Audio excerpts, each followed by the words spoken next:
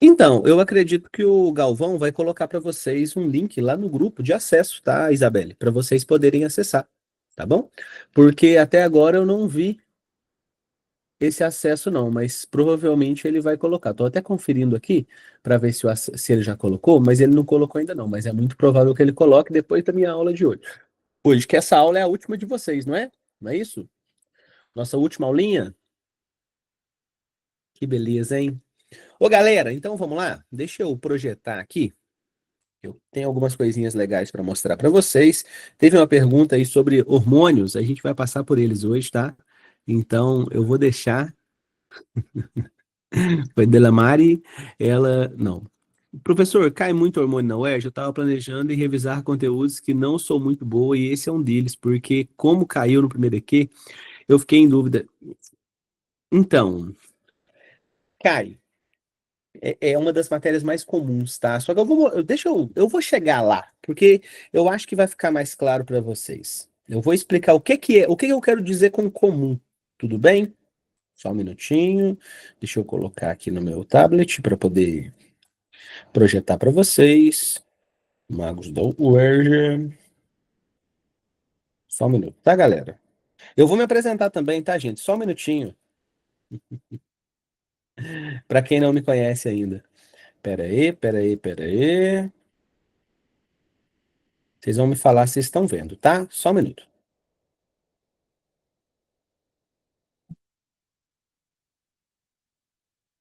Ó, eu copiei o negócio errado. Deixa eu copiar aqui de novo, gente. Pera aí. Só copiar a minha aulinha.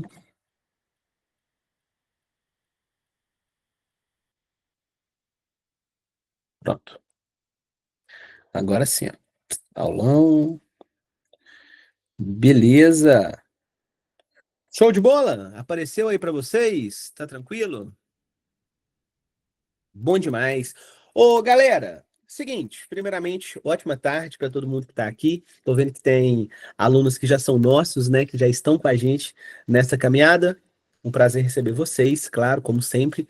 E é um prazer receber todos aqueles que estão participando dessa semana de aulões gratuitos, tá? Eu vou tentar passar uma visão aqui da biologia para vocês, principalmente com relação ao segundo EQ, tá? E aquilo que eu acho que vocês devem focar em termos de biologia, tá? Se esse é um dos seus pontos fracos, até a data da prova na semana que vem.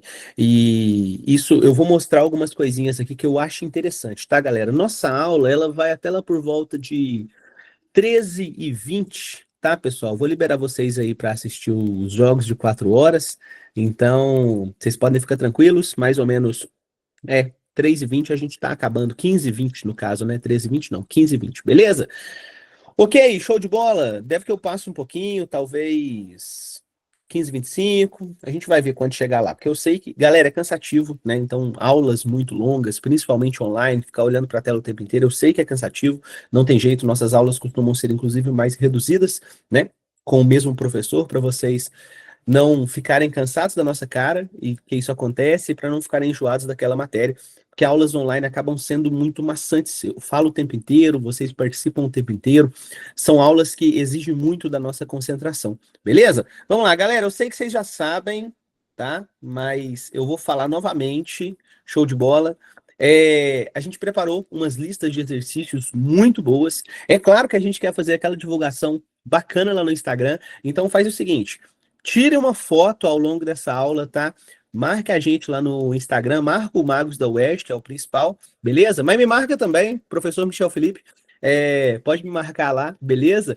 E porque a gente vai mandar para vocês uma lista de exercícios desse tema que eu estou trabalhando, tá? Preparei para vocês dos últimos anos, principalmente que apareceram na UERJ, para vocês terem uma noção. Fiz uma lista um pouco mais abrangente, tá, galera? Porque eu acho importante que vocês tenham contatos com mais temas dentro do que eu resolvi trabalhar com vocês hoje, tudo bem? Então, assim, é um tema, mas é claro que é um tema que tem vários subtemas, digamos assim. Ok? Show de bola? Deixa eu fazer uma pose. Agora sim, hein? Pô, que é isso? Vai ficar lindo.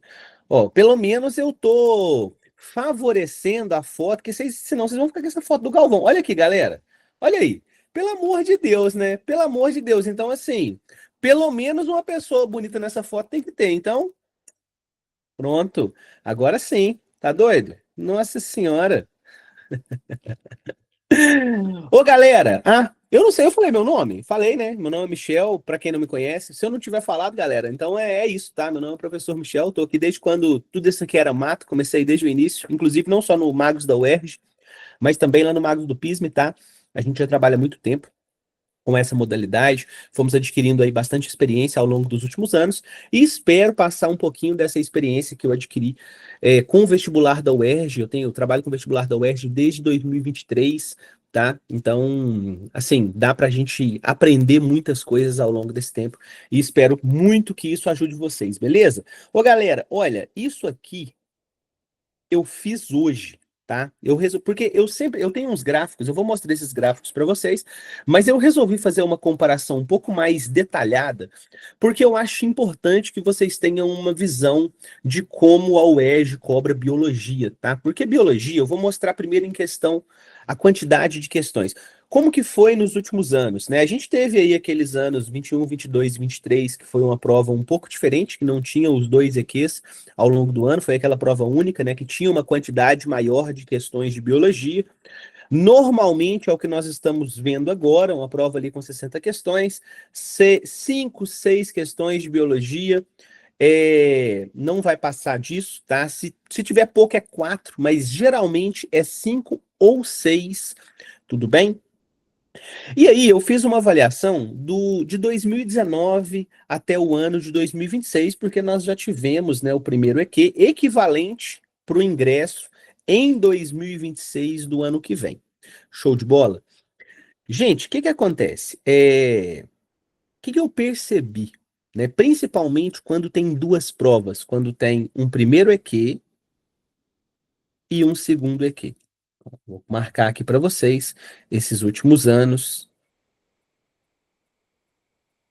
Os últimos 3 anos, né, que é o que nós temos uma amostra mais fidedigna. Galera, dá uma olhadinha para mim. De 60 questões que caíram nos EQs nos últimos anos, olha o que que caiu mais: genética, citologia, ecologia, zoologia, e aí eu vou colocar histologia e fisiologia humanas juntas, porque muitas das questões que falam de histologia, elas acabam pegando uma âncora na fisiologia, tá? É mais comum. Agora, se eu pego só fisiologia, por exemplo, sozinho, não foi, não apareceu tanto, né? Biohistologia sozinho não apareceu tanto, mas se você coloca as duas juntas, elas apareceram em grande quantidade nos últimos anos, tá? Um destaque para genética e para citologia. Citologia sempre cai em todos os vestibulares, tá? Mas o que que eu queria com essa análise? Eu fiquei me perguntando assim, de ontem para hoje. O que será que se repete? Será que a gente tem repetição de temas do primeiro EQ para o segundo EQ? O que vocês acham? Vocês acham que tem repetição? Ou vocês acham que não? Pietra acha que tem. Sim. Tá. Tem. Tem repetição. Olha aqui que interessante. Nos últimos. Isso aconteceu lá em 2019 também, tá? O que caiu no primeiro EQ veio no segundo. Então, o que está amarelinho aí, vocês podem observar que é o que veio no segundo. Tudo bem? De, de todos os temas, por exemplo, lá no segundo EQ de 2019, teve 5 temas. Desses 5 temas que caíram no segundo EQ, 3 já tinham caído no primeiro, tá? Se a gente olha para 2024, de 6 temas, 3 já caíram no primeiro. Primeiro, quais? Fisiologia humana, ecologia, citologia. Se a gente olha para o ano passado, tá? Para o ano passado, o que que a gente percebe? O ano passado, a gente teve 2 repetições, tá? De 6 questões. Ou seja, tem repetição. E botânica, Luna, nos últimos anos, não tem aparecido com frequência. Tem sido bem menos, tá? Nos últimos anos, claro, né? Porque o que que acontece? Se eu dou uma olhada num gráfico, ó. Vamos lá. Botânica já não é muito comum aqui nos EQs, né? 8%, considerando aí uma. Isso aqui é de 2015 a 2025, tá? Já não é tão comum. O que é mais comum é fisiologia humana ao longo do tempo, citologia, ecologia, genética, reino animal, vertebrados e invertebrados. É o que nós vimos também nos últimos anos. Só que a gente percebeu o quê? Fisiologia humana deu meio que uma caída, porque se a gente pegar aqui, ó, vou voltar para vocês verem, olha, a gente ficou sem ter questão de fisiologia humana, fisiologia mesmo puro, 2019, 21, 22, 23, né? Foi um período, é muito tempo sem ter questão de fisiologia humana em um vestibular que foca muito sobre fisiologia, né? Mas aí, beleza, o que que a gente tem para o próximo EQ agora? Primeiro que a gente tem que ver o que que caiu no primeiro, no início do ano. No início do ano, nós tivemos uma questão de genética, nós tivemos uma questão de ecologia, que foi aquela do microplástico não, o microtecido, eu não lembro exatamente se era de tecido ou se era de microplástico, mas foi a questão, aquela geral, que aparece no texto, tá ligado? Lá no início da prova. Foi aquela questão, eu não lembro exatamente se foi, mas a lógica era a mesma, né? Eu acho que era, tava perguntando sobre esse tipo de poluição em ambiente marinho. Eu não tenho certeza se era microplástico ou era tecido, era alguma das duas coisas. Teve uma questão de zoologia. A questão de zoologia foi qual? Cara, foi perguntando sobre o sistema traqueal dos insetos, tá? Foi o sistema traqueal dos insetos. A quimera não é de zoologia, Letícia. A quimera é de genética, tá? Aquela que fala sobre quimerismo, aquilo é uma matéria de genética, tá bom?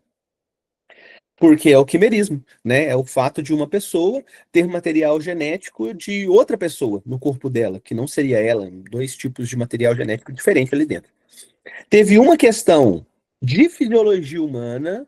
Essa questão de fisiologia humana foi a da calcitocina? Foi, não foi? Foi aquela do osso? Eu não tenho certeza. Eu acho que foi. Eu estava olhando essas questões hoje. Eu não trouxe ela na lista de vocês, mas eu acho que foi. Não lembro. Não lembro. Da osteoporose. Boa. E teve uma questão de metabolismo energético, que foi a do ciclo de Krebs. Lembra do ciclo de Krebs? Caiu uma questão de metabolismo energético. O que que a gente pode esperar? Considerando pelo menos o que aconteceu nos últimos tempos, a gente pode esperar que se repita algum desses temas? Sim, a gente pode esperar que se repita. Eu acredito muito que pelo menos dois. E aí, galera, é lógico que quando a gente fala que vai repetir um tema, não é algo extremamente específico. Não vou ter uma questão de osso, por exemplo, mas é possível que venha uma questão de fisiologia agora no segundo, considerando que vem no primeiro, tá? Não que a UERJ pense nisso, gente, mas geralmente são coisas que acabam caindo com muita frequência e a chance de voltar a acontecer é muito grande, tá? Que eu pensei? Eu pensei assim, olha, cara, se eu for olhar as questões dos últimos anos, né, a gente teve questão em praticamente todo ano de citologia. Desde 2021, todo ano a gente tem questão de citologia. Olha aqui, teve em 2021, 22, 23, 24, 25 no segundo EQ, não veio para 26 no primeiro EQ. Então eu acredito muito que a gente vai ter uma questão de citologia, galera. Só que o que que acontece? Lá no início do ano, a gente fez um aulão de citologia. Então eu falei assim, cara, eu não vou repetir esse aulão de citologia, porque a gente já fez um aulão de citologia e aí ficaria repetitivo no mesmo ano, né? Porque tem pessoas que viram lá no início do ano e agora vão ver de novo. Então eu gosto de fazer outro aulão para que vocês tenham mais, principalmente quem não faz o curso com a gente, né, gente? Para ter contato com mais de uma matéria. Então eu escolhi outro tema, tudo bem? Mas, ó, galera, se eu tiver que fazer uma aposta, eu acho que vai cair pelo menos uma questão de citologia. Eu acho, tá? Porque veio em quase todos os anos. Se não vier, também não é impossível, né? Mas pode ser que venha, tá bom? Ô Lucas, a gente queria fazer um aulão junto, só que o Vasco hoje, eu acho que ele teve que viajar, cara. Eu não sei exatamente o que que ele teve que fazer, mas ele tinha um compromisso hoje. A ideia era que a gente fizesse o aulão junto mesmo, mas não conseguimos, infelizmente. Paciência, né, Lucão? Mas faz parte. Mas a gente ia tentar mesmo. É. Quem sabe pro discursivo, né? Eu acho que pro discursivo a gente consegue fazer. Então, já fica legal. Pelo menos uma aula em conjunto, né? Ô, galera, beleza, show de bola. Então, eu acredito que possa vir, sabe? Só que como repete mais de uma coisa, e se a gente olhar os dados históricos, o que mais vem ao longo do tempo, tá? De todas as matérias, é fisiologia humana, a chance de vir uma questão de fisiologia humana também, agora no segundo EQ, é muito grande. Então, eu acredito muito que uma questão de citologia, uma questão de fisiologia pode vir. Talvez não venha uma questão de genética, tá? Talvez não venha, embora tenha sido praxis colocar genética nos últimos anos, tenha aparecido muito genética nos últimos anos, então é possível que venha também. E a gente vai ter surpresas, é claro que vai ter alguma coisa ali que vai ser diferente, só que, olha aqui, galera, eu vou deixar esse slide para vocês, e quando vocês pegarem esse slide, eu quero que vocês façam o seguinte. Essa matéria até aqui, ó, até onde que tá preto, que tá em negrito, tá? Essas matérias, se vocês tiverem que revisar, são essas matérias que vocês vão revisar. Por quê? Porque nos últimos anos, elas equivalem a 92% da prova da UERJ. 92% da prova da UERJ estão dentro desses temas aí, ó. Genética, citologia, ecologia, zoologia, histologia, fisiologia humana, parasitologia, evolução, metabolismo energético, dogma central, ciclo celular, bioquímica. É o que a gente tem de dados, né? Então, se 92% das questões caíram, né, em cima disso, eu acho importante que vocês falem, que vocês vejam sobre isso, beleza? A Delamore perguntou se a eutrofização não está dentro de ecologia. Sim, está dentro de ecologia. Acabou que eu coloquei separado, eu deveria ter colocado junto. E é isso mesmo, Lívia. Tá dentro de ecologia. Quando eu comecei a fazer, eu pensei em fazer algo mais abrangente, mas aí depois eu pensei assim, não faz sentido. E aí eu esqueci de colocar essa questão para dentro. Então, essa eutrofização que também tá dentro de ecologia. Ou seja, é até mais do que eu coloquei, né? Dá ali uns 93%. Então, galera, foquem nisso. Sabe, nessa última semana, foquem nesses temas. Então, façam exercícios dentro desses temas. Pode ser que caia alguma coisa sobre botânica. Pode ser. A gente, inclusive, viu, né? Pode ser, é possível que venha, mas não é comum. Se vier, vai ser algo que vai ser fora da curva. A galera já tá tudo assim. Pelo amor de Deus, botânica não. Hoje em dia eu sou botânico, tá? Então, vocês me respeitem, pelo amor de Deus. Eu tenho mestrado e doutorado em botânica. Olha isso, olha que absurdo. É, eu também acho fisiologia mais legal porque acaba sendo próximo da gente, né? E hoje, o que eu escolhi para trabalhar com vocês foi justamente fisiologia humana, tá? Eu vou relembrar algumas coisas dentro de fisiologia humana que eu acho importante, tá? Eu não trouxe um sistema só, eu trouxe mais de um sistema, porque eu acredito que tem coisas importantes que a gente precisa ver dentro desses outros sistemas, e é isso que a gente vai falar. É claro, gente, nós temos pouco tempo, então nós temos aqui uma hora de aula, digamos assim, né? Então nós não vamos conseguir falar sobre tudo que é preciso, obviamente, mas eu vou tentar dar uns toques. Então, assim, não vai ser aquela aula detalhada em termos de entrar nos mínimos detalhes de todos os assuntos, vai ser muito mais uma aula com macetes, com coisas que são comuns, com coisas que é prováveis, que são mais prováveis, considerando todos os outros vestibulares, agora não só o UERJ, porque geralmente eles costumam repetir, tá bom?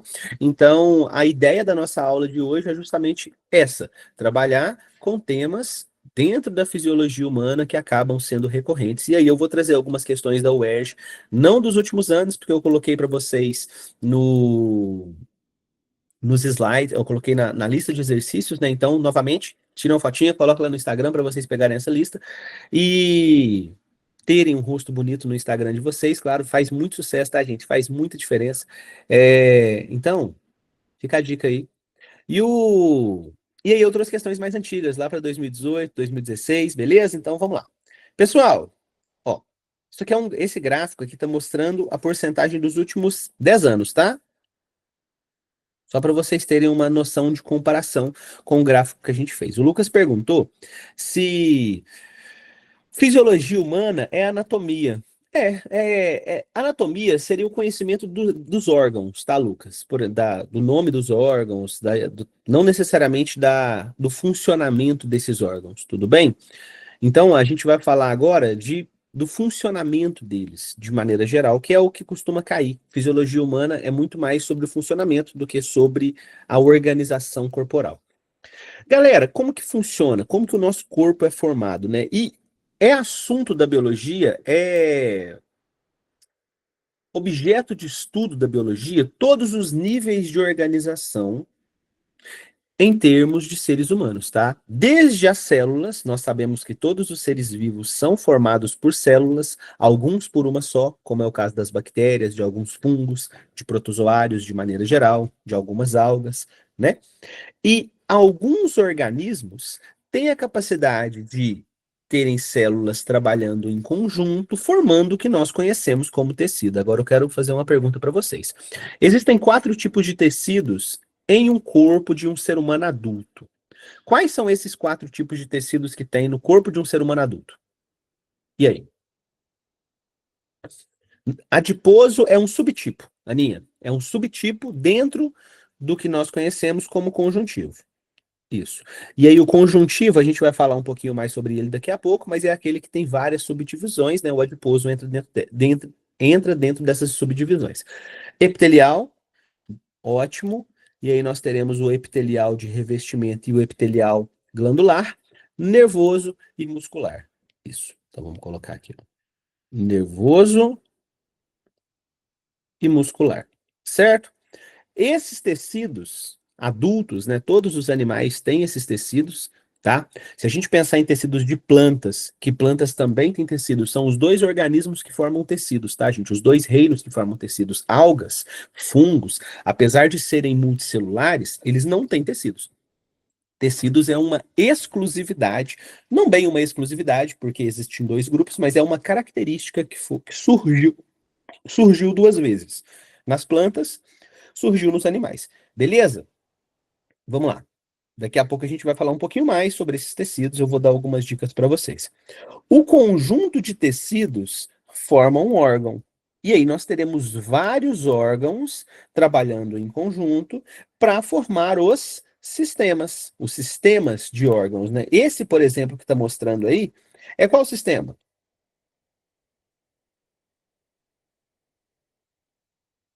Sistema o quê? Sistema digestório. Perfeito. Então vamos colocar aqui. Ó. Sistema digestório. Ótimo. Galera, por exemplo, vou fazer uma pergunta. Vocês acham que uma, uma artéria que sai do coração, tá? Que vai se ramificando em artérias cada vez menores, ela é um tecido ou ela é um órgão? E aí? Uma artéria, uma veia, vai ser o quê? Lívia colocou tecido, o que que vocês acham? Concordam com a Lívia? Discordam? É um órgão. É um órgão, tá? Uma artéria, uma veia é um conjunto de tecidos. Numa artéria eu vou ter tecido epitelial, eu vou ter tecido conjuntivo, eu vou ter tecido muscular liso, envolvendo essas artérias. Gente, vocês já ouviram falar, por exemplo, que veias e artérias têm vasoconstrição e vasodilatação, que elas têm a capacidade de abrir, de fechar, isso tem muito a ver com a pressão arterial? Que tipo de tecido que faz constrição e relaxamento? Que contração e relaxamento? Muscular. É por isso que uma artéria tem essa capacidade de flexibilizar todos os tecidos que tem ali dentro, porque existe tecido muscular trabalhando dentro das artérias e das veias, tá, galera? Então, assim, a gente geralmente tem a tendência de imaginar que coisas aparentemente mais simples ou não são órgãos. A pele é um dos maiores exemplos. A galera entende pele como que essa parte superficial que cobre aqui, ó, o nosso todas as nossas estruturas internas, né? Mas isso aqui é a epiderme, é uma parte da pele. A pele é um conjunto de epiderme, derme e hipoderme. Ou seja, três tecidos, ó, três conjuntos, né, de tecidos, inclusive, não é só um tecido, ela é um órgão, e um órgão muito complexo. A Delamare perguntou se é sístole e diástole. Não, isso aí é a contração do coração, tá? O nosso coração, ele tem contrações sistólicas e contrações diastólicas, mas isso é o batimento do coração. Artérias, elas contraem, né, por causa de vários fatores, tá? Geralmente a gente tem hormônios que fazem isso, que trabalham na vasoconstrição, na vasodilatação, tá? Sinais nervosos que podem fazer isso também. Então, o nosso corpo tem essa capacidade. Beleza? Show de bola? Galera, então vamos lá. Olha, aqui está mostrando a mesma coisa, tá? Está mostrando uma organização. Nesse caso, veja bem, está me mostrando uma célula muscular, que é um miócito, tá? Cito vem de célula e geralmente o prefixo diz de onde aquela célula é. Teve uma questão na UERJ sobre isso. Por exemplo, osteócito é uma célula de que órgão? Osteócito. Osteócito vem do osso, isso mesmo. Vou fazer uma pergunta um pouco mais difícil. E um condrócito? Condrócito seria uma célula de que tecido? Mais difícil, né? Um condrócito, vou dar uma dica. Vou dar uma dica. Tem a ver, não é do epitelial. Do epitelial vai variar, tá? Nas células da pele são os queratinócitos, por exemplo. Gente, condrócito tem a ver com condrictes. Vocês sabem o que que são condrictes? O prefixo é o mesmo e está relacionado com a mesma coisa. Cartilagem, exato. Por que tem a ver? O que é condricte? Condrictes são peixes cartilaginosos. Então, o condrócito, ele é uma célula da cartilagem. Tipo assim, né? Galera, isso pode ser uma dica importante para vocês observarem na hora que estiverem fazendo a prova da UERJ, que às vezes os prefixos, os sufixos, tá, os radicais, eles ajudam vocês a entender o que a questão está pedindo, qual que é a resposta da questão, tá? Então fiquem ligados nisso. Ah, eu não sei nada, mas dá uma olhadinha nesses nomes que às vezes você sabe alguma coisa correlacionado. E pode ter a ver. Não estou dizendo que 100% das vezes vai ter correlação, não. Mas muitas das vezes tem, porque nós usamos, né, prefixos latim, do latim, prefixos gregos em alguma situação, mas a maioria é do latim, tá? Aqui está me mostrando uma célula muscular formando um tecido muscular. Esse tecido muscular é um tecido muscular liso ou um tecido muscular estriado? Qual dos dois? Ele compõe a bexiga. Isso já me diz muito. Se ele compõe a bexiga, que é um órgão interno ali, né, que vai ter uma contração e um relaxamento baseado no enchimento de urina, esse tecido é de que tipo? Liso ou estriado? O que que vocês acham? Liso. Isso, exatamente. Eu tenho dois tipos de tecido. Eu tenho o tecido liso, que não tem estriações, que faz parte das nossas vísceras, das nossas artérias, das nossas veias, dos nossos órgãos internos, tá? Da musculatura da pelve, que fica ali por dentro. E eu tenho os músculos estriados, que são aqueles músculos que vão compor o meu sistema locomotor. Quando eu falo do sistema do tecido muscular estriado esquelético, e eu tenho um tecido muscular estriado cardíaco, que está no meu coração. Ele é um pouco diferente do que a gente está vendo aí. Esse é um liso. Compõe a bexiga, e a bexiga compõe o sistema, nesse caso, um sistema excretor. A gente vai falar um pouquinho dele também, beleza? Vamos lá, galera. Ó, vou dar um exemplo de uma questão que caiu, tá? Que caiu na UERJ, falando sobre capilares. E aí, os capilares é interessante, eu vou ler para vocês. Capilares é o menor vaso que a gente tem onde acontecem as trocas de substâncias, tá? Gasosas, troca de alimento, troca de excretas. Os capilares é por onde isso acontece. 2018.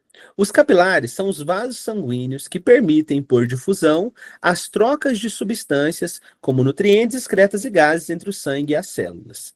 Essa troca de substâncias é favorecida pela seguinte característica: camada tecidual única, presença de válvulas móveis, túnica muscular desenvolvida ou capacidade de contração intensa. Mesmo que vocês não saibam nada, galera, vocês têm que pensar, pô, se é um tecido que vai fazer troca, tem que ser um tecido fininho, né, que permite as substâncias entrarem e saírem. Não são válvulas móveis, não é uma túnica grossa, não é uma capacidade intensa de contração. Isso não vai fazer diferença. Então, a letra A é o que vai determinar, que é o correto nessa questão. Olha que interessante, o capilar, ele já está mais para um tecido do que para um órgão, porque o capilar ele é formado só por tecido epitelial. Não tem, no capilar eu não tenho outros tecidos, eu só tenho tecido epitelial. Então, o capilar, ele está mais para um tecido do que para um órgão, porque a definição de um órgão é um conjunto de tecidos, beleza? Então, aqui já me diz isso, né? Uma camada tecidual única de tecido epitelial. Nesse caso, é como se fosse assim, eu vou desenhar para vocês. Uma camada bem fininha, tá? E aí tem vários núcleos lá dentro dessas células, né? O capilar, ele é assim. E esse capilar, galera, ele permite o que é chamado de diapedese. Quem sabe o que é diapedese? Alguém sabe? Permite duas coisas, né? Ó, tem dois nomes importantes aqui que pode aparecer na prova da UERJ para vocês. Um deles é a hematose, trocas, mas é troca de quê? A hematose é de gases, hematose, certo? A saída de células de um tecido para outro. Perfeito, Mari. Então, quando a gente fala de troca de células, a gente está falando de diapedese. Às vezes, esse tecido tem como se fosse pequenas aberturinhas ali, digamos assim, que as células do tecido sanguíneo, principalmente as do sistema imunológico, elas conseguem sair e defender o corpo de vocês ali no tecido conjuntivo. Mas é assim, ó, uma camada única de tecido epitelial. Nesse caso, um tecido epitelial de revestimento. Beleza? A gente tem dois: tecido epitelial de revestimento e tecido epitelial glandular. Show de bola? Difícil, galera, essa questão? O que vocês acharam? Eu acho tranquilo, né? Questão de boa. Vamos lá. Ó, galera, tá, ok. Em relação a tecido, o que que eu acho importante para vocês? Eu acho importante que vocês tenham essa noção dessas diquinhas de que os prefixos ajudam muito a responder sobre os tecidos, tá? É muito comum aparecer sobre isso. E a gente tem quatro tipos, beleza? Eu vou começar pelo epitelial, vou falar um pouquinho dele. Tecido epitelial, ele pode ser de dois jeitos, tá? Aqui está mostrando o tecido epitelial de revestimento. Pode revestir os meus órgãos, pode revestir a minha pele, a língua, as camadas internas do pulmão, as camadas internas das traqueias. Cada local vai ter um tipo de tecido. E aí eu vou dar uma dica boa, que é o seguinte: tá? Se aparecer uma questão de tecido epitelial de revestimento e pedir para vocês compararem o tecido, fala assim: ah, esse tecido é de qual órgão? Tá? Esse tecido está no pulmão, esse tecido está num vaso, esse tecido está na pele, porque pode acontecer. Nunca apareceu na UERJ nos últimos anos, mas pode vir. Quando isso acontece, vocês têm que pensar na função. Por exemplo, vocês acham que a pele tem um tecido epitelial com uma camada única ou com várias camadas? A pele.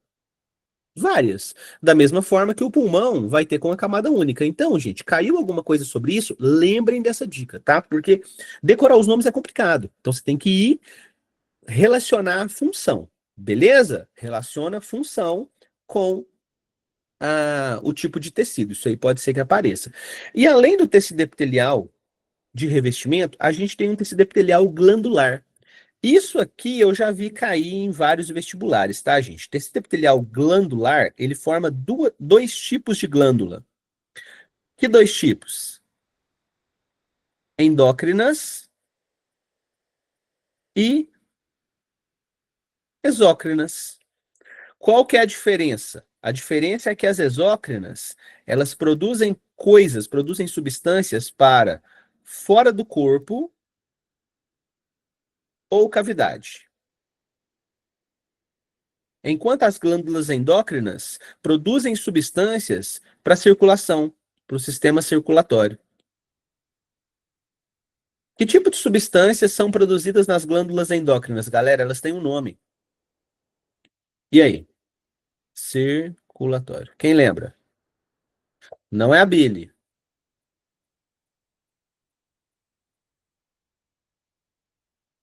E aí? Glândulas endócrinas. Olha o nome, endócrinas. Hormônios, exatamente. Sabe o endocrinologista? Então, é o prefixo, mesma coisa, beleza? Então, ela vai produzir insulina, ela vai produzir paratormônio, calcitocina, todas as substâncias produzidas lá no nosso hipotálamo, né, na hipófise. Então, essas glândulas, elas são glândulas endócrinas e são formadas por tecido epitelial, tudo bem? Ó, galera, Galvão acabou de soltar uma notícia aqui no grupo, tô com o grupo aberto aqui também. Segunda, vamos disponibilizar as gravações dos aulões aqui no grupo. Então, não saiam ainda, tá? Então, segunda-feira vai ser disponibilizadas as gravações. Se vocês não viram as outras, né? Amanhã, no caso, vocês vão ter essas aulas disponibilizadas. Beleza? Show de bola?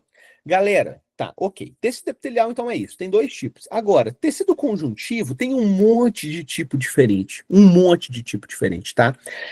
Eles geralmente costumam comparar tecido epitelial com conjuntivo, porque o tecido epitelial é juntinho, as células são todas justapostas, coladinhas umas às outras, e no tecido conjuntivo não. O tecido conjuntivo as células são soltas, tá? Eu tenho vários tipos de células diferentes que compõem os inúmeros tipos de tecidos conjuntivos diferentes. Aqui, por exemplo, está me mostrando três tipos. Um tecido conjuntivo adiposo, tá? Que tem os adipócitos, um tecido conjuntivo ósseo, que tem os osteócitos, um tecido conjuntivo propriamente dito, tá? Nesse caso, denso e modelado, que forma os meus tendões. O nome do tipo de célula que está no tecido conjuntivo propriamente dito são os fibroblastos. Por quê? Porque essas células, elas produzem muitas fibras. Já ouviram falar de colágeno? Para que serve colágeno? E aí? Para que serve? Aqueles, não, tô comprando um negócio que tem muito colágeno, né? Vou comer o colágeno, até parece, quando a gente come o colágeno, se a gente não degrada, né? Você degrada o colágeno e depois você produz mais. Colágeno é aquela substância que dá sustentação na nossa pele, né? A gente vai perdendo colágeno, vai ficando mais velho e a pele vai enrugando, porque você vai perdendo as suas fibras colágenas, que dão essa tenacidade da sua pele, beleza? O João perguntou se pode chamar de revestimento. De maneira alguma. De maneira alguma. Revestimento é epitelial, beleza, João? Ok? Tecido conjuntivo não é de revestimento. E aí, eu vou dar uma dica para vocês. Aqui, gente, no tecido conjuntivo tem vários, tá? Esses três, além desses três, a gente também vai ter o sanguíneo, vai ter o hematopoético, que é o tecido que produz as células do sangue, tudo bem? Nós teremos, deixa eu pensar que se faltou algum, sanguíneo, é, propriamente dito, cartilaginoso. Por que eu quero falar do cartilaginoso? Que está aqui dentro. O único que não tem vasos sanguíneos. Ele não é vascularizado, tá? É o único tecido conjuntivo sem vascularização. Isso já apareceu várias vezes em vários vestibulares. É, O Juliano perguntou se, mas a medula óssea é considerada um órgão? Não. A medula óssea não. A medula óssea é um tecido. Porque a medula óssea é um tecido conjuntivo hematopoético. Beleza? É o que produz hemácias, os leucócitos de maneira geral, considerando os linfócitos, os basófilos, todas as células do sistema imunológico, as plaquetas, as células que produzem, que carregam oxigênio, né, que são as hemácias ou eritrócitos. Tudo bem, Juliano? Então, hematopoético, medula óssea, é um tecido. E, inclusive, um tecido que tem células tronco na vida adulta, né, gente? Um tecido multipotente, beleza? Ok, vamos lá. Tecido muscular, o que eu tenho que prestar atenção? Que tem três tipos diferentes, tá? Esses tecidos, eles apresentam ligações com o sistema nervoso, porque o que faz o seu músculo mexer não é só o fato dele fazer uma contração, é o fato dele fazer uma contração e dele estar sendo estimulado a fazer uma contração. Então, as placas motoras, né, elas conectam o tecido nervoso com o tecido muscular. É isso que faz os nossos músculos movimentarem. Tudo bem? E aí, gente, pode ser que tenha alguma pergunta relacionada, por exemplo, com o cálcio, porque o cálcio, ele é um íon, ele é um mineral que é utilizado na contração muscular. Pode ser que tenha alguma pergunta envolvendo actina e miosina. Que é actina e miosina? São as proteínas que deslizam umas sobre as outras para fazer o processo de contração. Isso existe tanto nos tecidos musculares estriados, cardíacos e esqueléticos, quanto no liso, tá? São diferentes, aqui também mostrando a localização de cada um deles. Então, essas correlações, elas podem ser feitas, tá? A presença de cálcio auxilia na contração, na célula muscular, que, como eu disse, é um miócito. Miócito é onde nós temos a actina e miosina. E aí, galera, teve uma questão na UERJ que foi muito interessante, que ela falou sobre os miócitos, ela falou sobre a actina e miosina, mas perguntou o que está sendo produzido quando um músculo está crescendo. Eu aumento a quantidade de células musculares no tecido muscular. O tecido muscular tem essa capacidade de aumentar a quantidade de células? Não. Ele não se regenera com facilidade, a não ser o liso. O liso se regenera com um pouco mais de facilidade. O estriado, não. Os estriados, eles aumentam o número de fibras, o tamanho dessas fibras, que são a actina e miosina, principalmente, né? Que são as fibras contráteis que ficam dentro dos miócitos, dentro das células musculares. Beleza? Pode ser que tenha alguma pergunta sobre as unidades de contração, mas eu acho muito difícil. Nunca apareceu a UERJ no primeiro EQ, não costuma perguntar esse tipo de coisa, não. Beleza?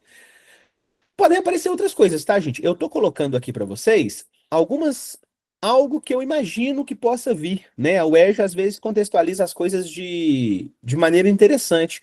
Fez uma pergunta sobre tecido conjuntivo, só que não perguntou diretamente o que que era, qual o tecido que era. Falou, por exemplo, falou assim: "Ah, você corta a pele e aí tem cicatrização. Qual que é a célula que faz cicatrização? Se você corta a pele e o que cicatriza é a parte do tecido conjuntivo, quem faz cicatrização são os fibroblastos." Foi uma pergunta da UERJ, né? E a Letícia falou, é mais pré-específicas, né? Então, eu acho que a UERJ, ela acaba sendo específica, mas eu não acho que ela, em poucas questões de biologia, ela é muito detalhista. Tem algumas que sim, tem algumas que me surpreendem. Aquela do quimerismo mesmo, eu fiquei impressionado. Eu não imaginei que ela ia cobrar quimerismo dentro de genética. Foi uma surpresa para mim. A Ana falou assim, ó, por isso que quando tem um ataque cardíaco, o coração não volta ao normal. Perfeito, exatamente. É uma correlação extremamente possível de acontecer, né? Se você tem perda de músculo cardíaco, não regenera porque esse tecido não tem capacidade de regeneração. Beleza? Show de bola? Então, é possível vir esse tipo de questão. Tudo bem? Vamos lá. Por último, o último tecido que nós temos é o tecido nervoso. Nesse caso, tem uma coisa importante. No tecido nervoso, eu tenho uma célula principal. Qual que é essa célula principal? E aí? Neurônio. Tá.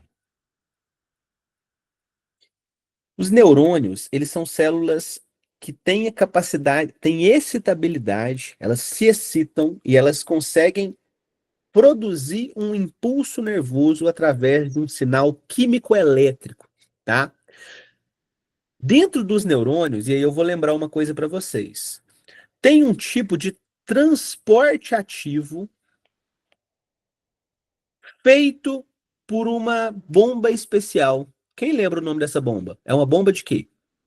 Isso que mantém a diferença de concentração, né? Que mantém a diferença de elétrica dentro do neurônio. É a bomba de sódio e potássio. Beleza?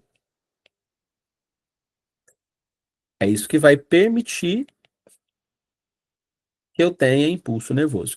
Lembrando, galera, que a gente considera tecido nervoso, sistema nervoso, toda parte do cérebro, tá? Todo o nosso cérebro é um gânglio imenso, né? Um gânglio cerebral gigantesco, com milhares e milhares de neurônios que se comunicam, que formam uma rede, e eles descem através da nossa medula espinhal, Por isso que o risco gigantesco, né, de machucar as regiões da coluna, porque lá dentro a gente tem essa medula espinhal passando e se conectando com todas as partes do nosso corpo.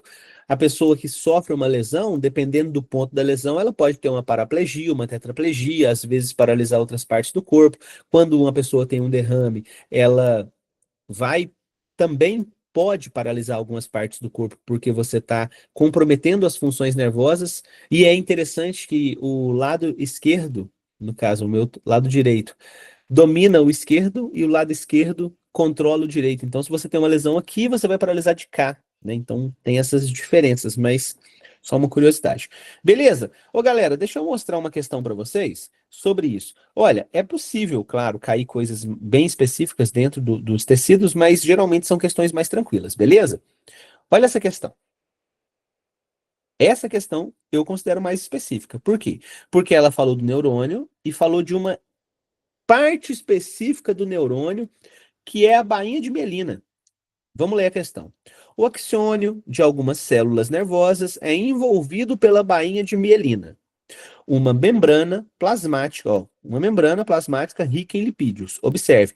Gente, a bainha de mielina é formada por uma célula, que é chamada de célula de Schumann, que ela é interligada por outras células chamadas de oligodendrócitos. Então a gente tem uma rede de células que formam a bainha de mielina.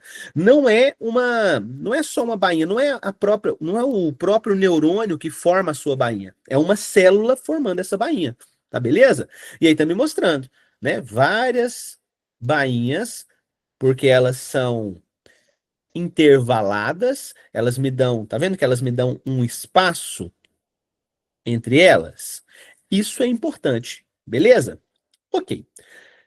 Isso aqui é só para vocês situarem, tá, gente? O axônio é o que está passando dentro da bainha de mielina, e essa parte onde o citoplasma fica, nós chamamos de corpo celular. Beleza, olha a pergunta. A composição da bainha de mielina permite que ela desempenhe a seguinte função: isolar o impulso nervoso, aumentar a polarização do neurônio, fornecer energia para o sinal elétrico ou estimular a bomba de sódio e potássio. O que vocês acham que ela faz? Bainha de mielina é um isolante, tá? Mas por que isolar um impulso nervoso? Por quê? Porque, na verdade, gente, o que ela vai me dar é o que nós conhecemos como condição saltatória do impulso nervoso. Isso, Delamare, perfeito, né? Tem aquele salto. O impulso nervoso, quando ele começa, ele não passa tecnicamente por dentro da bainha, tá? Eu não tenho esse impulso passando por dentro. Então é como se ele fizesse assim, ó. Ele só passa nos pontos onde eu não tenho bainha, porque essa região da bainha está sendo isolada.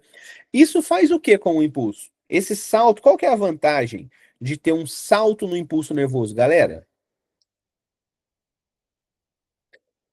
Artrópodes não tem isso. Os neurônios dos artrópodes, eles não são isolados dessa forma. Eles não têm essa condição saltatória.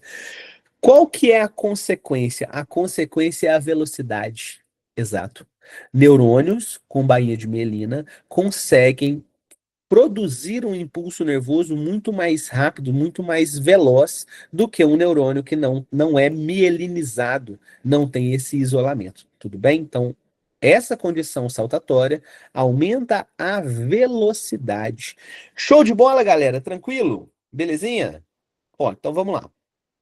Já que a gente já falou dos. Porque aqui, pessoal, a gente conseguiu passar, claro que de forma bem rápida, por todos os tecidos. Mesmo que não entrando em detalhes, a gente passou por todos os tecidos. Tem um que eu vou dar um destaque nele daqui a pouco, mas eu vou esperar a gente chegar no sistema circulatório, tá? E aí que tá. Nós temos diversos sistemas diferentes. Aqui tem todos os sistemas do corpo de vocês, tá? Cardiovascular, respiratório, digestório, nervoso, endócrino, excretor, e aí o urinário meio que são juntos, né? Excretor é o que vai eliminar, que vai fazer a filtragem, e o urinário é o que vai eliminar essa filtragem. Esquelético, muscular, que juntos formam um locomotor. Imunológico, linfático. Tem muitos deles aí que trabalham em conjunto, tá, gente? Na verdade, a grande maioria dos nossos órgãos trabalham em conjunto. É muito difícil você pensar em um sistema completamente isolado. O sistema circulatório, por exemplo, conecta todo mundo. Ele vai conectar praticamente todos os órgãos de vocês. E porque tecnicamente ele está levando oxigênio para todo mundo, levando nutriente para todo mundo, limpando todo mundo. Então a função do sangue é essa, né? Professor, se você tivesse que dar um destaque, né? Porque aqui a gente não tem tanto tempo. O que que você acha que é importante para a gente estudar? Eu acho importante vocês estudarem o digestório. Tem muitas questões sobre sistema digestório e é fácil, tá? Eu acho importante vocês estudarem o endócrino ao longo do tempo. Foi o que mais teve perguntas, show de bola. Então, é comum, beleza? Eu acho importante vocês estudarem o excretor e vou colocar respiratório com cardiovascular. Cai menos, né? Respiratório com cardiovascular, excretor cai menos. O respiratório talvez caia bem, beleza? Cardiovascular menos um pouquinho. Mas esses são os mais importantes. Esses são os que geralmente caem para vocês. Porque quando fala de sistema nervoso, é mais fácil fazer perguntas sobre o tecido. Quando fala de sistema muscular, é mais fácil fazer perguntas sobre o músculo e não necessariamente sobre o sistema em si. Sistema esquelético ainda existente, é mais fácil fazer perguntas sobre o osso, tá? E quando trata de sistema imunológico, sistema linfático, é mais fácil perguntar sobre as células desse sistema. Como é que se comporta um linfócito? Muito mais fácil. Como é que se comporta um macrófago? Como é que se comporta um neutrófilo? Embora seja difícil também, tá, gente? Perguntas extremamente específicas assim. Também é difícil. Beleza, vamos lá. Vou passar para vocês algumas coisinhas, tá?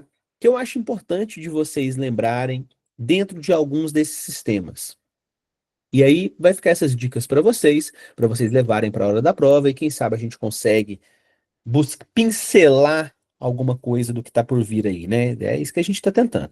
Vamos lá, galera. Ó, sistema digestório, tá? No sistema, o sistema nosso, a digestão de vocês, ela tá interligada com tudo, tá, gente? Vocês já tiveram aquela dor de cabeça de por causa de estômago ruim? Tipo, teve um problema no estômago e isso refletiu numa dor de cabeça. Cara, o nosso intestino é o nosso segundo cérebro, tá? É o local onde nós temos mais neurônios depois da cabeça. É extremamente inervado, porque a gente tem muitas comunicações, tem coisas muito importantes acontecendo ali. Então, uma saúde intestinal boa faz toda a diferença no seu humor, faz toda a diferença na sua disposição, tá? Então, comam bem, se nutram, né, com nutrientes diversificados, vai ser importante para a vida de vocês. Aí, galera, beleza. O sistema digestivo, ele tem um conjunto de órgãos que vai ter por responsabilidade fazer a digestão. Digestão e absorção não é só digerir, é digerir e absorver tudo que está sendo digerido. E onde que começa a digestão? Onde que vai começar? Na boca. Na boca você já vai ter dois tipos de digestão, tá, gente? Uma mecânica e uma química. E galinha, que não tem dente, como é que ela faz? E aí? Se a galinha não tem dente, ela não mastiga. Então quer dizer que não começa na boca? Tecnicamente, se você considerar a saliva que tem ali, vai mais ou menos começar, mas não é tão eficiente quanto a nossa. Sabe a moela, que é ó, uma delícia com uma cervejinha no domingo? Ai, gente, o que é isso, hein? É... A moela, no caso, é um órgão muscular que tem a mesma função da nossa boca. Quem já viu limpando galinha ou sabe como que funciona, dentro da moela tem umas pedrinhas, costumam ter umas pedrinhas que a ave engole. Por quê? Porque essa moela ela fica fazendo assim, ó. Ela fica macerando o que a ave come, porque é um órgão triturador. Ela faz a função da boca nas aves, beleza? É algo no sistema digestório das aves que existe lá que a gente não tem. Gente, isso é uma coisa que pode aparecer, tá? Uma comparação entre o que existe em outros animais e o que existe na gente. Isso pode ser uma pergunta, porque nós somos animais, a gente tem que lembrar disso. Perguntar, por exemplo, por que que o apêndice em aves é muito grande, porque geralmente, ou em herbívoros é muito grande, porque aqui, ó, eu tenho várias bactérias que degradam celulose, e aí elas fazem esse papel com muito mais facilidade nas aves, então o ponto onde tem o apêndice, que é o seco, é muito mais desenvolvido, por exemplo, nos coelhos, nas aves. Então, pode ser perguntas que pode vir na UERJ. A UERJ gosta desse tipo de abordagem, tá? Uma abordagem mais evolutiva, mais comparativa entre os organismos vivos. E aí, galera, uma coisa que sempre aparece: secreção dos órgãos digestivos de maneira geral. Porque se a gente está falando de uma digestão, a gente tem que pensar que o que faz digestão é tanto mastigação, trituração, quanto substâncias, substâncias químicas. E os nossos órgãos do sistema digestivo, eles produzem um monte de substância química, começando pela boca, amilase salivar, depois no nosso estômago. O que que o nosso estômago tem? E aí? Principal substância do estômago. Não é bem a principal, não. Pepsina é o que vai degradar os peptídeos, beleza? Que são proteínas, mas o principal é o ácido, né? Inclusive, não vou deixar para a questão.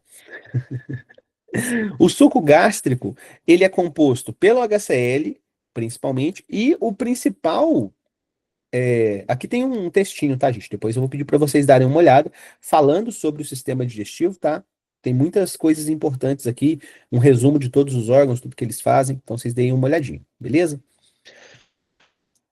O muito difícil, Delamare. O renina, né? Os hormônios que o sistema digestivo vai produzir, eles vão aparecer no discursivo, no discursivo cobra, beleza?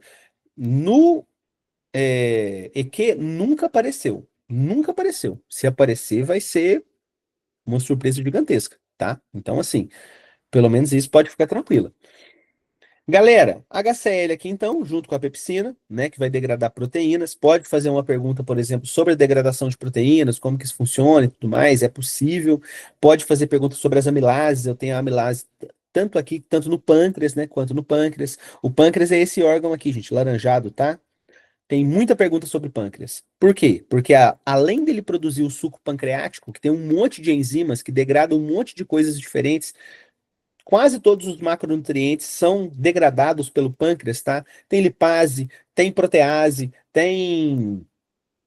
Ai, como é que chama? As que degradam carboidratos? Esqueci o nome. Mas enfim, tem enzima para degradar carboidrato, tem enzima para degradar nucleotídeo, tá? Tudo é produzido aqui. Um monte de coisas.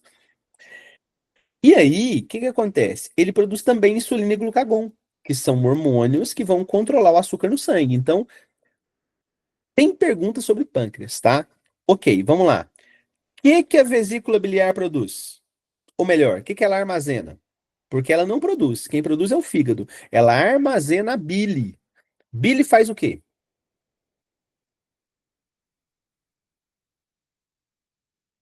Emulsifica gordura.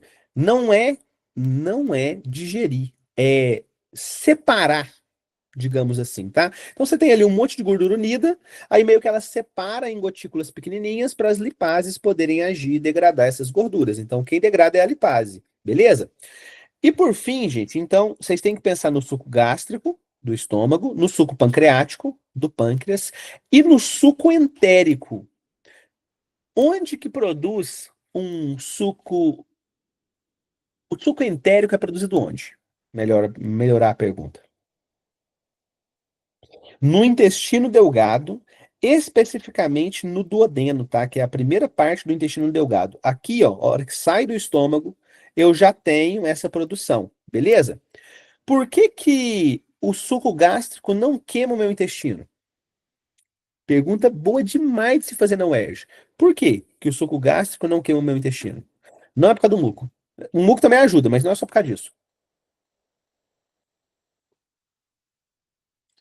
Porque tem a ver com pH. Isso, tem a ver com pH. O que que acontece? O que que neutraliza o pH do. Mas o que que vai neutralizar? Por causa do bicarbonato. Por causa do bicarbonato. Exatamente. O bicarbonato é produzido onde? Não é no intestino. É onde?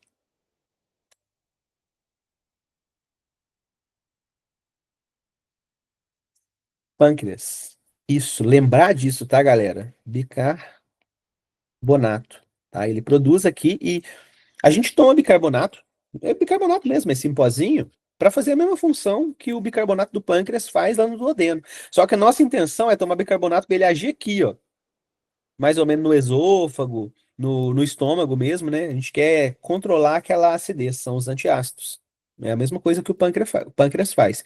E aí ele neutraliza esse suco, né, para evitar a degradação do seu próprio intestino. Então, tem que lembrar que aqui também tem enzimas, mas as mais comuns de serem perguntadas é a pepsina do estômago e as amilases. São as mais comuns, beleza? Show de bola? Pode ter pergunta sobre apendicite, mas acho muito difícil, tá, galera? E todas as outras. Pode ter pergunta sobre a reabsorção de água no intestino grosso. Sabe quando a pessoa fica ressecada? Fica ali uma semana sem ir no banheiro? Não é normal, tá, gente? Uma semana não é normal. Até 3 dias ainda é considerado normal. De ir 3 vezes no banheiro por dia, até ir de 3 em 3 dias é considerado normal. Só que uma semana já não é. Tem muito a ver com a quantidade de água, de líquido que a gente ingere e de fibras. A reabsorção de água ocorre aqui, ó, no intestino grosso. Então, se você já chega sem água lá no intestino e de repente o tiquinho que tem, o seu corpo reabsorve, fica aquele cocô duraço que não sai nem por reza braba, né? E aí começa a doer o intestino, acontece, vai doer mesmo, não tem nem como, tá muito ressecado, né, galera? Então pode ser que tenha uma pergunta sobre isso, beleza? As outras eu acho mais difícil. Show de bola? Vou mostrar uma para vocês. Olha essa pergunta aqui, ó. 2016. O consumo excessivo de antiácidos pode interferir na atuação do suco gástrico, prejudicando o funcionamento normal do estômago. As duas principais funções do estômago prejudicadas por esse uso excessivo são emulsificação de gorduras. Galera, olha aqui. Quem faz? Bile, não é no estômago. Tá vendo que ele vai colocar isso para vocês? Quebra de moléculas de carboidrato ou produção de muco, transformação de pepsinogênio em pepsina, eliminação de micro-organismos e digestão de compostos carboxílicos ou e manutenção de pH adequado a absorção. O que é, galera? Qual dessas aí está relacionado com o estômago, tá? Vamos lá. Letra A, B, C ou D?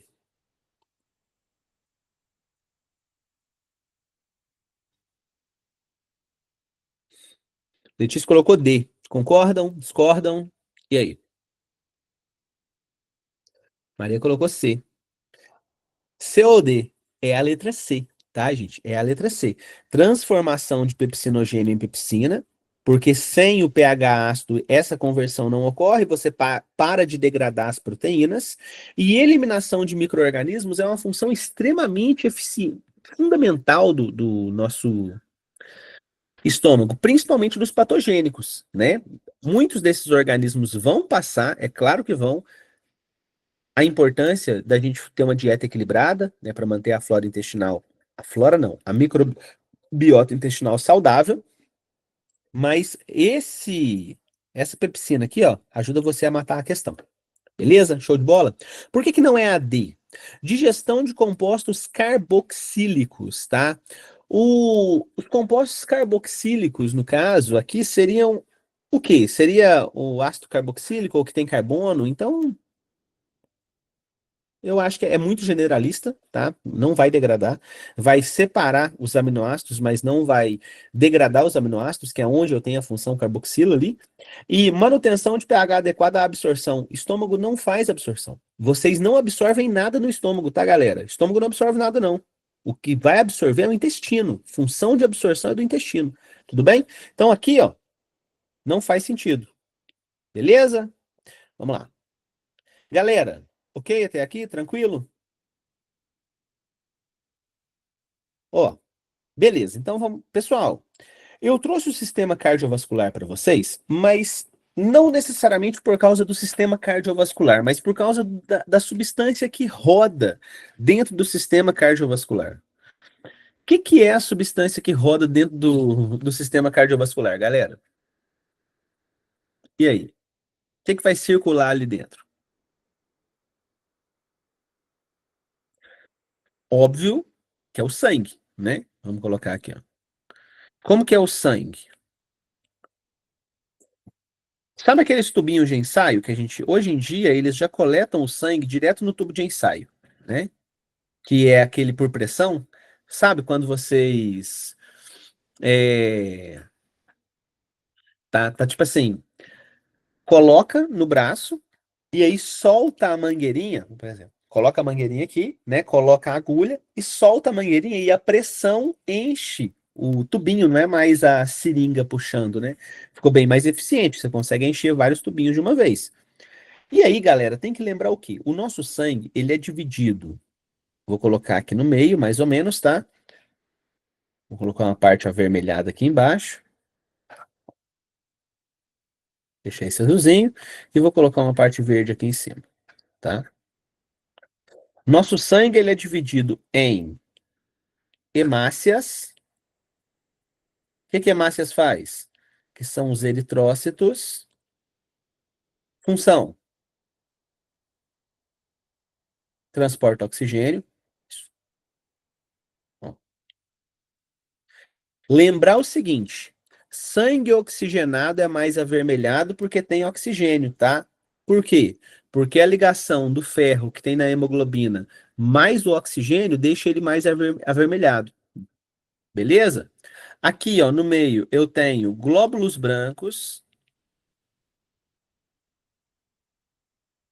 que são os leucócitos, de maneira geral. E aí, as células do sistema imunológico vão estar aqui dentro, beleza? Nesse mesmo local, não sei se em cima ou embaixo, eu tenho as plaquetas. Qual que é a função das plaquetas, galera? E aí? Função de plaqueta: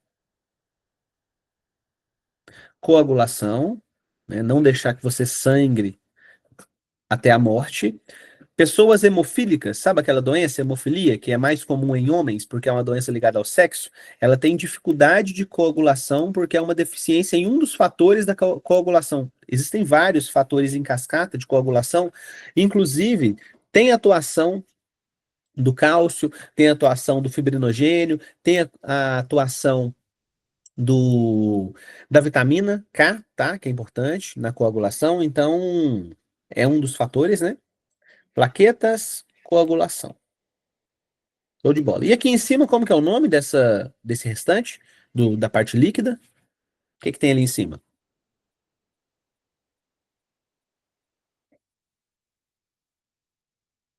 E aí? É onde tem os aminoácidos, é onde fica geralmente o gás carbônico, fica dissolvido ali naquele líquido, tá? É onde a gente vai ter todos os nutrientes, todas as excretas que são carregadas no sangue. Plasma, isso. Vou buscar lá no fundo da memória, né, galera? Então, no plasma sanguíneo é onde a gente tem todas as substâncias que são transportadas dentro do nosso sangue, beleza? Galera, tem muitas questões sobre as funções das células sanguíneas, então é algo importante de vocês saberem. Não costuma ser muito específico, mas tem questões sobre isso. E aí, com relação à circulação, eu quero que vocês lembrem só de uma coisa, tá? No nosso sistema circulatório, nós temos coração, artérias, capilares, veias, coração. Então, a nossa circulação ela fica circulando mesmo. Ela vai sair do coração, ir para as artérias, corpo inteiro, volta pelas veias, chega no coração. E nós temos dois tipos de circulação. Nós temos uma circulação que é sistêmica, sai do coração, vai para o corpo inteiro, volta para o coração. E nós temos outra circulação que já foi chamada de circulação pequena, né? Porque a sistêmica seria a grande. Que seria essa circulação pequena? Quem lembra? A outra circulação, que não é a circulação que vai para o corpo inteiro. Não é uma volta, é duas, tá? Porque é dupla. É do coração para o pulmão. Perfeito. Exatamente. Tá? A Delamare perguntou se uma volta só passa uma vez. Uma volta completa pelo corpo, passando pelo sistema, pela circulação sistêmica e pela circulação pulmonar, o Delamare, passa duas vezes pelo coração, beleza? Porque vai para o corpo inteiro, volta para o coração, vai para o pulmão, volta para o coração. Por isso que é dupla. Nossa circulação é dupla e completa, porque o coração tem quatro câmaras. Isso mesmo, beleza? Show de bola? E aí, galera, vou lembrar uma coisinha para vocês, tá? A única artéria, a única, tá? A artéria do nosso corpo que não carrega sangue oxigenado é a artéria pulmonar. Todas as outras artérias carregam sangue oxigenado, tá? Por quê? Porque a artéria sai do coração, né? Mas ela tá saindo do coração, levando sangue venoso para o pulmão para ser oxigenado. E a única veia do nosso corpo que tem sangue oxigenado é qual? Só tem uma.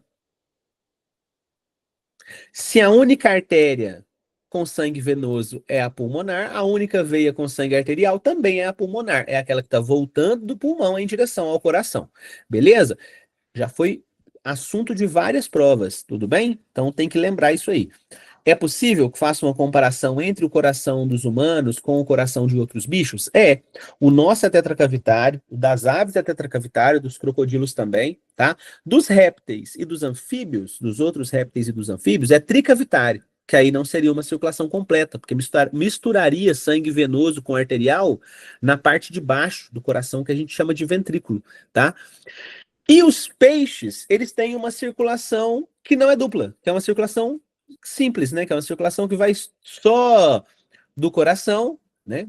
Esse sangue do coração, ele sai para as brânquias, das brânquias vai para o corpo, do corpo volta para o coração. Então é uma circulação unidirecional, beleza?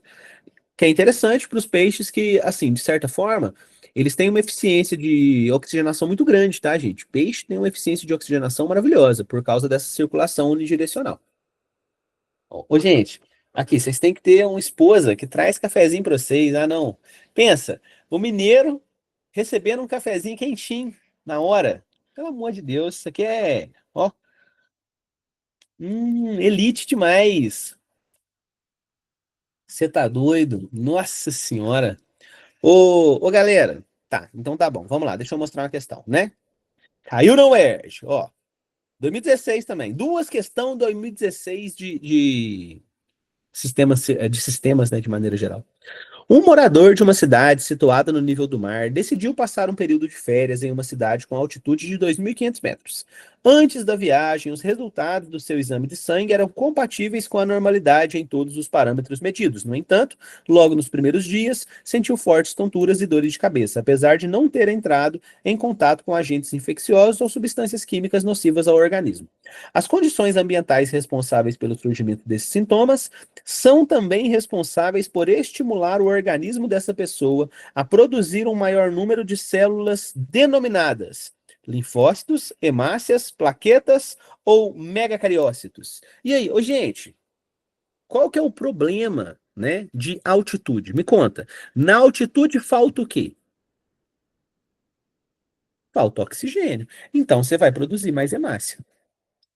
Só isso, tá? Beleza? É o ar rarefeito que está fazendo com que esses indivíduos não consigam respirar lá no alto, beleza?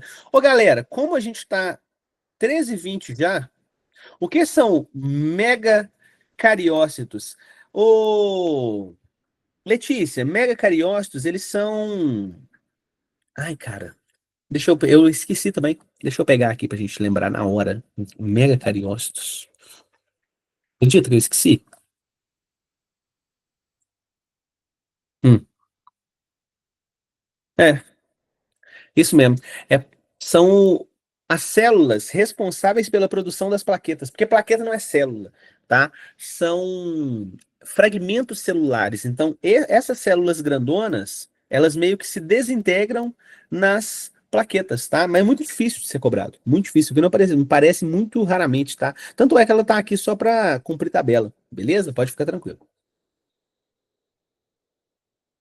É tão pouco cobrada que eu tinha esquecido. E eu tô em contato com questão, gente. Todos os dias da minha vida eu estou em contato com questão, tá? Então tem coisas em biologia mesmo. Até o professor de biologia às vezes esquece, gente. Imagina vocês, a gente vai esquecer de coisas, é normal, tá? Não se preocupem, não.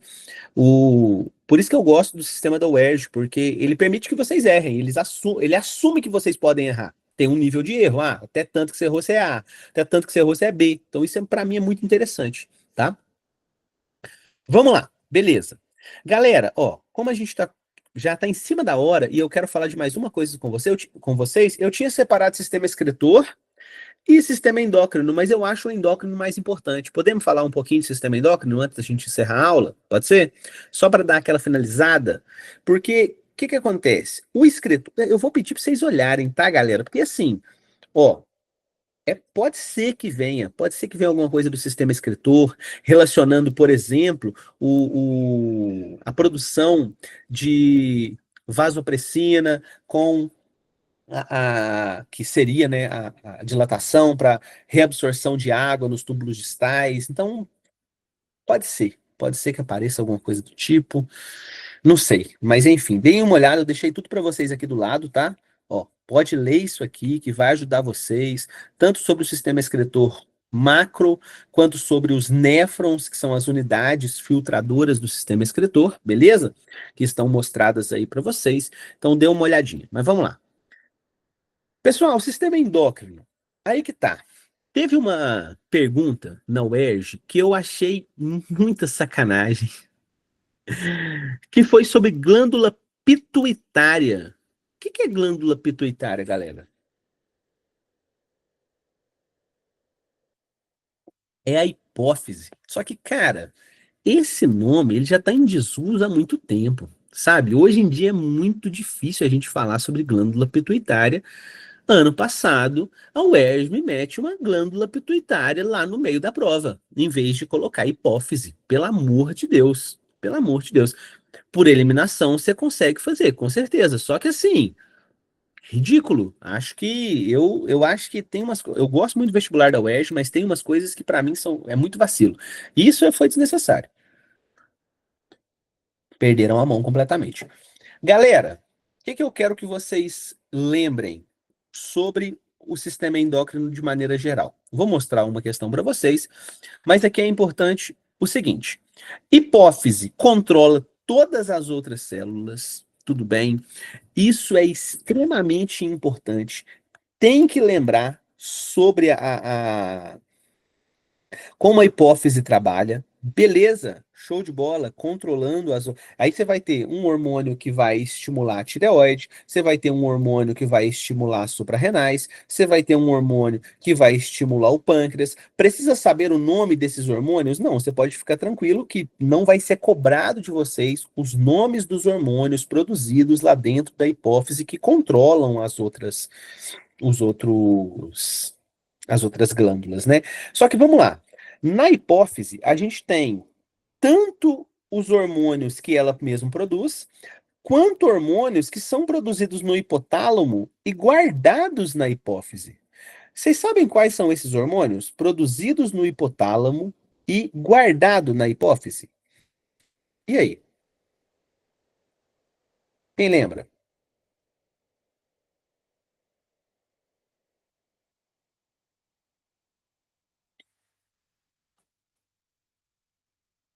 Vou ver se eu coloco aqui para vocês. Deixa eu pegar uma imagem para vocês. Espera aí. Eixo, tálamo, hipófise. Espera aí. Deixa eu achar um legal. Eu não quero o eixo mesmo, não. Dica. Aí, essa aqui eu acho que tá legal. Deixa eu ver. Tá. Essa aqui, não. Peraí, gente. Ah, tá. Essa aqui tá bacana. Nossa, mas olha pra você ver, a hora que eu acho uma imagem bacana. Que ódio. Ah, essa aqui. Pronto. Oh, caramba. Peraí, quem que levantou a mão?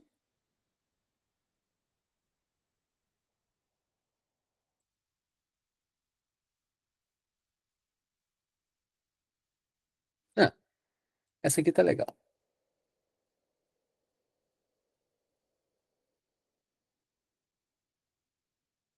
Deixa eu projetar pra vocês, galera. Eu vou projetar de outro. Daqui, ó. Deixa eu compartilhar só uma janela.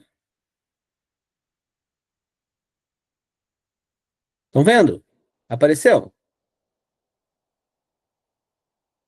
Foi? Tá, então tá bom. Galera, ó, aqui estamos mostrando o seguinte, que o hipotálamo, ele vai controlar várias glândulas produzidas, vários hormônios. Não dá pra ver, não? Ah, eu tô achando que tá aproximando pra vocês, mas não tá, não? Caramba, é isso. Tá, então eu vou falando pra vocês e vou apontando. Vocês estão vendo a minha setinha? Tá vendo, Ana? Aqui, ó. Então tá bom. Ô, galera, ó, eu tenho duas partes da hipófise, uma chamada de adenohipófise e outra chamada de neurohipófise, tudo bem? A adenohipófise, ela vai produzir vários hormônios diferentes, prolactina, GH, FSH e o LH, que vão estimular as gônadas. Esses aqui aparecem demais, gente. FSH e LH aparecem muito, sabe por quê? Porque eles controlam tanto o ciclo menstrual quanto a produção de hormônios lá das gônadas. Quais são os hormônios que a gente tem nas gônadas? Porque daqui a gente consegue falar de muita coisa. Quais são os hormônios que tem nas gônadas? Os esteroides, né? Os hormônios que são produzidos ou pelo ovário ou pelo testículo. Testículo. Estrogênio, desculpa, progesterona e o do testículo. Como que é o nome? E aí? Testosterona. Beleza. Então, tem uma influência muito grande, tá? Nessa estimulação. GH estimula o crescimento dos ossos. Galera que academia quer ficar fortão. Muita gente usa GH sintético para poder crescer os músculos, porque ele está relacionado não só com os ossos, mas com outros crescimentos também. Beleza? Tem um hormônio que vai estimular as glândulas suprarrenais, por exemplo, produzindo cortisol, aldosterona, tudo bem? Tem um hormônio estimulando a tireoide a produzir T3 e T4. Então, esses hormônios, eles têm nome também, tá? Geralmente são usadas as siglas para falar de cada um deles, mas é muito difícil aparecer na UERJ esses nomes agora no EQ. Então, vocês podem ficar tranquilos com relação a isso. E do outro lado da hipófise, que é desse ladinho aqui, ó, onde a minha setinha tá, eu chamo de neurohipófise. Por quê? Porque nesse caso, não é a hipófise que está produzindo, é o hipotálamo. O hipotálamo produz e armazena na neurohipófise, tudo bem? Quais são os dois? A DH, que vai agir lá no em cima dos rins, e a ocitocina, tudo bem? O Adelamari falou: o que que pode aparecer então? Eu sempre estudei essa matéria decorando os nomes. Olha, no caso desses hormônios específicos, Delamare, que atuam em cima das glândulas, é mais difícil. Geralmente vão ser perguntas que você vai conseguir inferir, tá? Porque de acordo com as respostas, com as questões, você vai conseguir inferir. Agora, as outras glândulas que estão no restante do corpo, aí sim você tem que decorar. Aí não tem jeito. Tudo bem? Nesse caso, eu estou falando especificamente para esses hormônios que age em cima das outras glândulas. Show de bola? E tem uns que ficam mais fácil de você, o próprio nome já te diz o que que cada um deles vai fazer. Beleza? Show de bola? Então tá bom. Deixa eu colocar aqui novamente o meu slide do tablet, porque aí eu vou voltar para minha apresentação. Então, beleza. Olha, hipófise. Pode ser que caia com uma glândula mestra, controlando as outras glândulas, como já apareceu. Vou cancelar essa para de apresentar por aqui, né? Pode ser que apareça algo relacionado com a tireoide, que produz T3 e T4. Aqui, gente, às vezes não pergunta só sobre a função, porque são hormônios que regulam o metabolismo. Mas na tireoide, você tem dois problemas muito comuns de saúde pública, que é tanto a o hipotiroidismo quanto o hipertiroidismo. Então pode ser que tenha alguma pergunta sobre isso.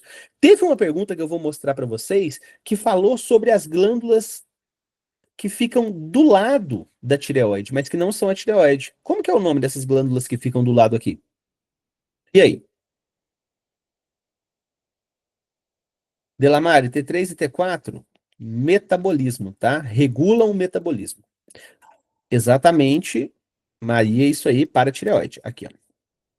Para. Cara, tem um hormônio extremamente importante produzido na paratireoide que está relacionado. Quer ver? Vou mostrar a pergunta para vocês. Olha essa pergunta. Eu não vou falar direto, não, só para a gente ver. Um dos fatores determinantes da perda de cálcio dos ossos é o envelhecimento, sobretudo em mulheres. O esquema abaixo representa a regulação do cálcio no sangue humano realizado pelas glândulas X e Y, responsável direta pela produção dos hormônios A e B, tá? Então, tá mostrando dois. Eu não vou falar o que está acontecendo aqui, depois se vocês quiserem dar uma olhadinha, tá ok. Só que aí fala assim, ó. Esse processo de perda de cálcio excessiva, principalmente da atuação intensa do hormônio das glândulas indicadas com. Gente, qual que é o hormônio que tira o cálcio dos ossos? Tem um hormônio, o hormônio faz isso. O hormônio que tira o cálcio dos ossos é justamente o que é produzido na paratireoide, que é o paratormônio, tá? Só que o que que pode aparecer dentro dessa pergunta? Pode aparecer o seu antagônico. Qual que é o hormônio antagônico ao paratormônio? É a calcitocina. Por isso que ele está aqui, ó. A calcitocina estimula a calcificação. E nós temos vários hormônios que fazem a mesma coisa, que trabalham dessa forma, que trabalham de forma antagônica. É o que acontece aqui na tireoide e na paratireoide, e é o que acontece no pâncreas também, onde a gente tem dois hormônios. Quais são eles? E aí? Quem está aqui dentro? Glucagon e insulina. Pessoal, lembrar que esses dois fazem controle de açúcar no sangue, tá? Insulina, ela tira ou coloca açúcar no sangue? A insulina, o que que ela faz? Ela tira ou coloca? Ela estimula a saída ou estimula a entrada? Ela abaixa o açúcar do sangue. Quando esse açúcar ele sai, e agora eu vou aprofundar um pouquinho.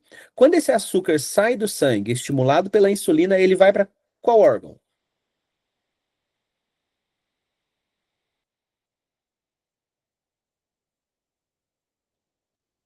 E aí? Para onde? Ele vai para o fígado, exato, exatamente, para produzir o nosso tecido de reserva. Nós usamos essa glicose, que é tirada do sangue, vai para o fígado para produzir o nosso tecido de reserva, que é qual? O tecido de reserva humano é o quê? Animal, não só humano, né? Como que a gente chama esse tecido de reserva, esse carboidrato de reserva? Glicogênio. Beleza? Então, são coisas que podem estar correlacionadas, tá? É possível aparecer alguma pergunta que vai relacionar o glucagon e a insulina com o metabolismo do glicogênio, tanto a retirada dele de dentro do fígado e a disponibilização para a corrente sanguínea, que é feito pelo glucagon, quanto o contrário, que é feito pela insulina. Beleza? Show de bola? Galera, para a gente finalizar, vamos lá. As glândulas adrenais que estão aqui em cima dos meus rins, elas produzem quais hormônios? Quem lembra? E aí?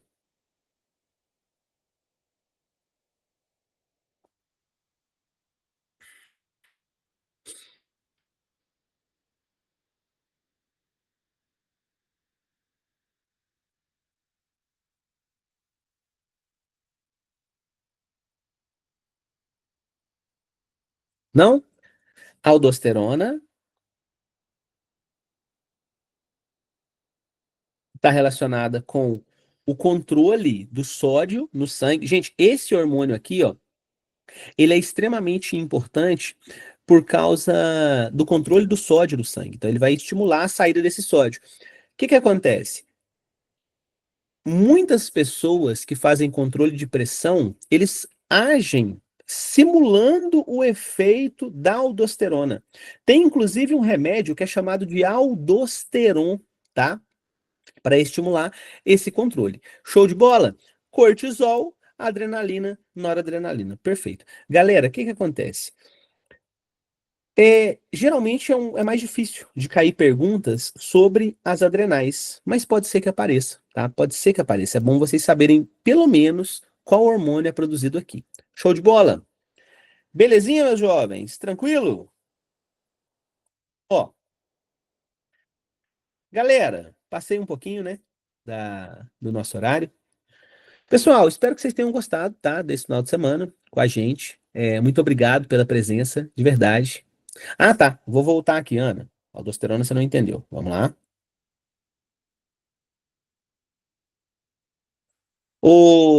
Ana, ela vai estimular a absorção de sódio lá no sistema excretor. Show? Sai sódio do sistema sanguíneo, diminui a osmolaridade, sai água, pressão diminui. Beleza? Então é essa a relação. Tudo bem? Tranquilo? Show de bola? Tem um hormônio, vou fazer outra pergunta então, vou aproveitar, antes da gente se despedir. Tem um hormônio que é antagônico à aldosterona, qual que é?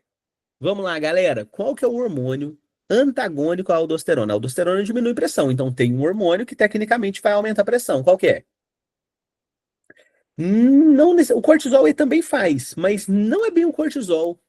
Nós temos outro, que é o ADH, o hormônio antidiurético, que ele vai evitar a eliminação de água e mantém a pressão sanguínea aumentada, beleza? Que seria a vasopressina, tá bom?